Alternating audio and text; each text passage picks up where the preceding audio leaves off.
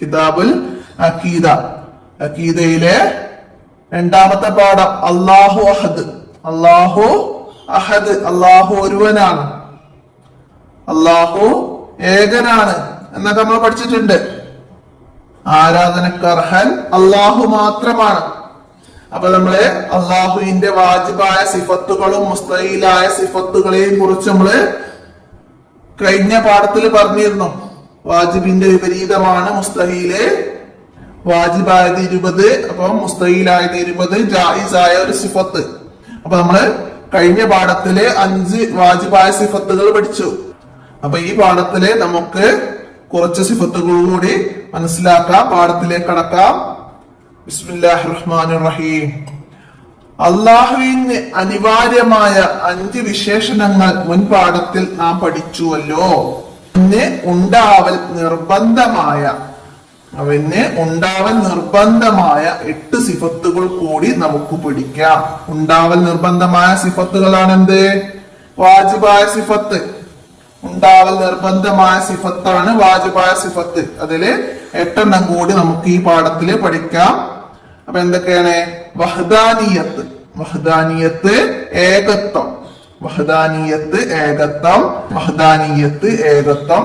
ഖുദ്റത്ത് കഴിവ്, ഇറാദത്ത് ഉദ്ദേശിക്കൽ, ഇൽമ് അറിവ്, ഹയാത്ത് ജീവിച്ചിരിക്കൽ, സംഅ് കേൾവി, ബസർ കാഴ്ച, കലാം സംസാരം. അപ്പോ 13 സിഫത്തുകള് മൊത്തം നമ്മള് പഠിച്ചു. അപ്പൊ നന്നായിട്ട് അതുവരെയുള്ളത് എല്ലാവരും കാണാതെ പഠിക്കുക. എക്സാമിന് മാച്ച് ചെയ്യാൻ വരാം, യോജിച്ചത് തെരഞ്ഞെടുത്ത് എഴുതാൻ വരാം, ഒക്കെ വരാം. അപ്പൊ അത് നന്നായി മനസ്സിലാക്കി പഠിക്കാം. ഈ വിശേഷണങ്ങളെല്ലാം നമുക്കും ഉണ്ട്, എന്നാൽ നമ്മുടേത് അപൂർണവും അള്ളാഹു നൽകിയതുമാണ്.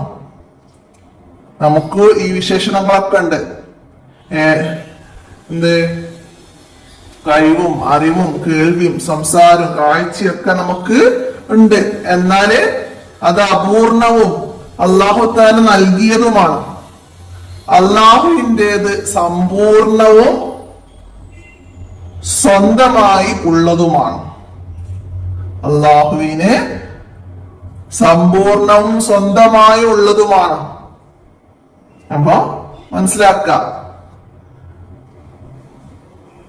നമ്മുടേത് അപൂർണവും അള്ളാഹു നൽകിയതുമാണ്. അള്ളാഹുവിൻ്റെത് സമ്പൂർണവും സ്വന്തമായി ഉള്ളതുമാണ്. അപ്പോ പാഠം മനസ്സിലാക്കാം. ഇനി നമുക്ക് തദ്രിബാത്ത് നോക്കാം. ഉത്തരം എഴുതാം. അള്ളാഹുവിന്റെ നിർബന്ധമായ സിഫത്തുകളിൽ നിന്ന് 3 എണ്ണം എഴുതുക. നിർബന്ധമായ സിഫത്ത്, വാജിബായ സിഫത്ത്, ഉണ്ടാവൽ നിർബന്ധമായ സിഫത്ത്. അപ്പൊ മനസ്സിലാക്കുക. അതിൽ നിന്ന് 3 എണ്ണം എഴുതാനാണ്. അപ്പൊ നമുക്ക് എഴുതാൻ എന്ത്? ഖുദ്റത്ത് കഴിവ്, ഇറാദത്ത് ഉദ്ദേശിക്കൽ, ഇൽമ് അറിവ്. നമ്മള് 8 എണ്ണം പാഠത്ത് പഠിച്ച് അതിൽ നിന്ന് 3 എണ്ണം എഴുതാനാണ്. അപ്പൊ നിങ്ങൾക്ക് ഇഷ്ടമുള്ള 3 എണ്ണം എഴുതാം. മനസ്സിലാക്കുക. പിന്നെന്താണ്? നമ്മുടെ കേൾവിയും അള്ളാഹുവിന്റെ കേൾവിയും തമ്മിലുള്ള വ്യത്യാസം എന്ത്? അപ്പൊ ഇതേ രീതിയിൽ തന്നെ ചോദ്യം വരണമെന്നില്ല. നമ്മുടെ കാഴ്ചയും അള്ളാഹുവിന്റെ കാഴ്ചയും തമ്മിലുള്ള വ്യത്യാസം എന്ത്? ഒക്കെ മാറി വരാം. നമ്മുടെ അറിവും അള്ളാഹുവിന്റെ അറിവും തമ്മിലുള്ള വ്യത്യാസം എന്ത്? അപ്പൊ അതൊക്കെ ആ രീതിയിൽ ചോദ്യം മനസ്സിലാക്കി പഠിക്കണം. എന്താണ് അതിന്റെ ഉത്തരം വരിക? മനസ്സിലാക്കാം. നമ്മുടെ അവിടെ കേൾവിയാണ് ചോദിച്ചത്. അപ്പോൾ നമ്മുടെ കേൾവി അപൂർണവും അള്ളാഹു നൽകിയതുമാണ്. നമ്മുടെ കേൾവി അപൂർണവും അള്ളാഹു നൽകിയതുമാണ്. അള്ളാഹുവിൻ്റെത് സമ്പൂർണവും സ്വന്തമായി ഉള്ളതുമാണ്. അപ്പൊ അതുപോലെ തന്നെയാണ് ഇൽമാണെങ്കിലും സംസാരമാണെങ്കിലും കാഴ്ചയാണെങ്കിലും ഒക്കെ. നമ്മുടേത് അപൂർണവും അള്ളാഹുവിൻ്റെത് സമ്പൂർണവും. നമ്മുടേത് അള്ളാഹു നൽകിയതും അള്ളാഹുവിന് സ്വന്തമായി ഉള്ളതുമാണ്. അപ്പൊ അത് രണ്ടാമത്തെ ചോദ്യത്തിന്റെ ആൻസർ നന്നായി മനസ്സിലാക്കണം. എന്നിട്ട് വേണം പഠിക്കാൻ. അപ്പോ ഇത് തിരിച്ചു ചോദ്യം വരും. എന്ത്? നമ്മുടേത് അപൂർണവും അള്ളാഹുവിൻ്റെത് സമ്പൂർണവുമാണ്. എന്ത്? അത് നമുക്ക് ഓപ്ഷനില് ഇതിൽ നിന്ന് ഏതെങ്കിലും തരും. മനസ്സിലായില്ലേ? അറിവ്, കാഴ്ച, ഓപ്ഷനിൽ ഏതെങ്കിലും ഒന്ന് തരും. നമ്മുടേത് അപൂർണവും അള്ളാഹുവിൻ്റെത് സമ്പൂർണവുമായത് സിഫത്തുകളിൽ നിന്ന് ഏതെങ്കിലും തരും. മനസ്സിലാക്കി പഠിക്കുക. അടുത്തത് അർത്ഥം എഴുതാം. എന്ന് പറഞ്ഞാല് കേൾവി, ബസർ എന്ന് പറഞ്ഞാല് കാഴ്ച. അപ്പൊ സംഉൻ ബസറുൻ എന്നൊക്കെയാണ്. അപ്പൊ നമ്മള് വായിക്കുമ്പോ സുക്കൂന് നൽകിയിട്ടാണ് വായിക്കുക, ബസർ എന്നൊക്കെ. അപ്പൊ അത് ആ രീതിയിലാണ് പറയുന്നത്, മനസ്സിലാക്കുക. പിന്നെ കുദ്റത്ത്, കലാം. കുദ്റത്ത് കഴിവ്, കലാം സംസാരം, കലാം സംസാരം. അപ്പൊ അതൊക്കെ ഇവിടുന്ന് നോക്കിയിട്ട് എഴുതുക. അവിടെ വന്നതൊക്കെ കേൾവി. ഇവിടെ ഒക്കത്തിനും സുക്കൂന് വന്നിട്ടുണ്ട്. അവിടെ തൻവീർ ഒമ്മയാണ് എല്ലാത്തിനും വന്നത്. ആ രീതിയിലാണ് നമ്മൾ അവിടെ വായിക്കുന്നത്, മനസ്സിലാക്കണം. പിന്നെ കലാം സംസാരം, കുദ്റത്ത് കഴിവ്, മനസ്സിലാക്കുക കേട്ടോ. അവിടേക്ക് തെറ്റില്ലാതെ എഴുതുക. താഴെ പറയുന്ന സിഫത്തുകളുടെ വിപരീതം ബ്രാക്കറ്റിൽ നിന്ന് എടുത്തെഴുതാണ്. വിപരീതങ്ങളാണ്, അതായത് വാജിബിന്റെ ഓപ്പോസിറ്റ് ആണ് മുസ്തഹീൽ എന്ന് പറഞ്ഞിരുന്നു. അപ്പൊ ഇൽമ് എന്ന് പറഞ്ഞാല് അറിവാണ്, അറിവ്. അപ്പൊ അതിന്റെ ഓപ്പോസിറ്റ് ആണ് എന്ത്? ഓപ്പോസിറ്റ് എന്തായിരിക്കും? അറിവില്ലായ്മ. ഇൽമ അറിവാകുമ്പോ അതിന്റെ ഓപ്പോസിറ്റ് അറിവില്ലായ്മ. അപ്പൊ 1 ഞാൻ നമ്പർ ഇട്ടുതരാം, അത് അവിടേക്ക് എഴുതുക. അപ്പൊ നമുക്ക് നേരെ തന്നെ നോക്കാം. ഇൽമ് അറിവ് എന്നുള്ളതിന്റെ ഓപ്പോസിറ്റ് അറിവില്ലായ്മ. എന്ന് പറഞ്ഞാൽ കേൾവി, കേൾവി. അപ്പൊ എന്താണ്? കേൾവി ഇല്ലായ്മ 2. അടുത്തത് കുദ്റത്ത്, കുദ്റത്ത് കഴിവ്, കഴിവില്ലായ്മ, കഴിവില്ലായ്മ 3.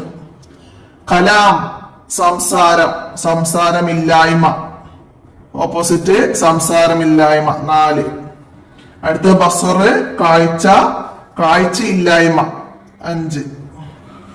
ഹയാത്ത് ജീവിച്ചിരിക്കൽ എന്നതാണ്. അപ്പൊ അതിന്റെ ഓപ്പോസിറ്റ് എന്താണ്? മരണം എന്നാണ്. 6ാമത്തത് മരണം, മനസ്സിലാക്കുക കേട്ടോ. ഓപ്പോസിറ്റ് ആണ് ജീവിച്ചിരിക്കലിന്റെ ഓപ്പോസിറ്റ് ആണ് മരണം. അടുത്ത ഇറാദത്ത്, ഇറാദത്ത് എന്ന് പറഞ്ഞാൽ ഉദ്ദേശിക്കലാണ്. ഉദ്ദേശിക്കലിന്റെ ഓപ്പോസിറ്റ് എന്താണ് വരിക? ഉദ്ദേശിക്കൽ, ഉദ്ദേശമില്ലാതിരിക്കൽ 7. ഉദ്ദേശമില്ലാതിരിക്കൽ. വഹദാനിയത്ത് ഏകത്വം, വഹദാനിയത്ത് ഏകത്വം എന്ന് പറഞ്ഞാല് ഒരുവനാണ്, ഒന്നാണ്. അപ്പൊ അതിന്റെ ഓപ്പോസിറ്റ് എന്തായിരിക്കും? ഒന്നിലധികമാവൽ. വഹദാനിയത്ത് ഒന്നിലധികമാവൽ. അപ്പൊ 8ാമത്തത്. അപ്പൊ ഇതൊക്കെ മനസ്സിലാക്കി തന്നെ പഠിക്കുക. ഇതുപോലെ എക്സാമിന് വരും. നമുക്ക് തെരഞ്ഞെടുക്കാനായിരിക്കും. മുഴുവനും സിഫത്തുകൾ തരൂലല്ലോ. മറ്റു ചോദ്യങ്ങൾക്ക് ഇടയിലായിരിക്കും നമുക്ക് ഒരു സിഫത്തും അതിന്റെ വിപരീതമൊക്കെ ചോദിക്കാം. അപ്പൊ അത് മനസ്സിലാക്കി തന്നെ പഠിക്കുക. അറിവ്, അറിവില്ലായ്മ. കഴിവ്, കഴിവില്ലായ്മ. ഉദ്ദേശം, ഉദ്ദേശമില്ലാതിരിക്കൽ. ഏകത്വം, ഒന്നിലധികമാവൽ. അറിവ്, അറിവില്ലായ്മ. ജീവിച്ചിരിക്കൽ, മരണം. കേൾവി, കേൾവിയില്ലായ്മ. കാഴ്ച, കാഴ്ചയില്ലായ്മ. സംസാരം, സംസാരമില്ലായ്മ. അപ്പൊ അത് അങ്ങനെ തന്നെ നന്നായിട്ട് പഠിക്കണം എല്ലാവരും. അടുത്തത് എന്താണ്? ഉസ്താദിന്റെ സഹായത്തോടെ എഴുതാനാണ്. എന്താണ്? താഴെ പറയുന്ന ആയത്തുകൾ അള്ളാഹുവിന്റെ ഏത് സിഫത്തിനെ സൂചിപ്പിക്കുന്നു? താഴെ പറയുന്ന ആയത്തുകൾ അള്ളാഹുവിന്റെ ഏത് സിഫത്തിനെയാണ് ഇത് സൂചിപ്പിക്കുന്നത്? ഖുൽ ഹുവല്ലാഹു അഹദ്, അള്ളാഹു ഏകനാണ്. ഖുൽ ഹുവല്ലാഹു അഹദ്, അഹദ്. അപ്പോ നമ്മൾ എന്താണ് പഠിച്ചത്? വഹദാനിയത്ത്, വഹദാനിയത്ത്. അള്ളാഹു ഏകനാണ്, മനസ്സിലാക്കിയിട്ട് എഴുതാം. അടുത്തത് അള്ളാഹു സ്വമദ്. സ്വമദ് എന്താണ്? അള്ളാഹു സ്വമദ് ഖിയാമും ബിൻ നഫ്സി, സ്വയം നിലനിൽക്കൽ, സ്വയം നിലനിൽക്കൽ. അപ്പൊ ഇതിന്റെ ഖിയാമും ബിൻ നഫ്സി അല്ലാഹു സമദ് എന്നതിന് നമുക്ക് എഴുതാം. അടുത്തതാ വലം യകുല്ലഹു കുഫുവൻ അഹദ്. എന്താണ്?